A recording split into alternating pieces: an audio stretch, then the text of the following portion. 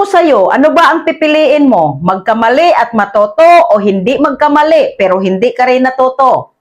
Kasi karamihan ng tao ngayon, gusto nila perfect agad. Ayaw nilang magkamali, ayaw nilang mapahiya, ayaw nilang ma-judge. Pero alam mo ba kung anong kapalit nun?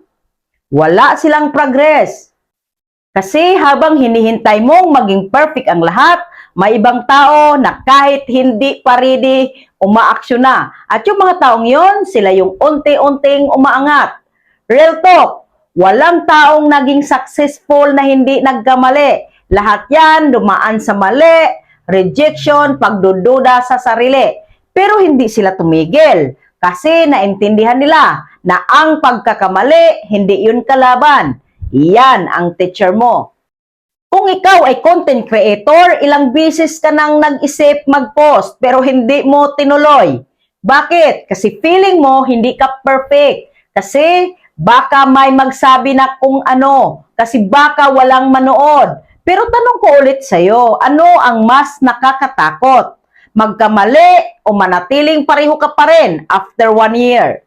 Kasi ito ang totoo. Mas delikado ang hindi ka gumagalaw. Kasi pag hindi ka gumagalaw, walang natutunan, walang growth, walang pagbabago. Pero pag nagkamali ka, natuto ka, gumagaling ka, lumalakas ka.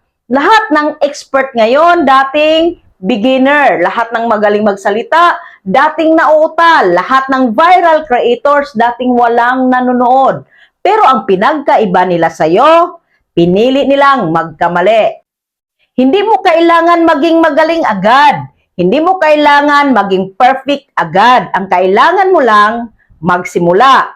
Kahit pangit ang unang video mo, okay lang. Kahit walang views, okay lang. Kahit may mag-judge, okay lang. Kasi bawat mali mo, isang step yan papunta sa tamang version mo. Kaya simula ngayon, baguhin mo na yung mindset mo. From paano kung magkamali ako, gawin mong ano ang natutunan ko kapag nagkamali ako. At tandaan mo, hindi ka natatalo sa pagkakamali. Matatalo ka lang kapag tumigil ka. So ano na? Ano na ang piliin mo? Magkamali at matuto o manatili sa comfort zone mo na walang nangyayari? Kung gusto mo ng growth, kung gusto mo ng pagbabago, piliin mong magsimula, piliin mong magkamali, piliin mong matuto. At balang araw, yung mga pagkakamali mo ngayon, sila ang magiging dahilan ng success mo. May natutunan ka ba? See you in the comment section. And like, follow, and share na rin for more tips.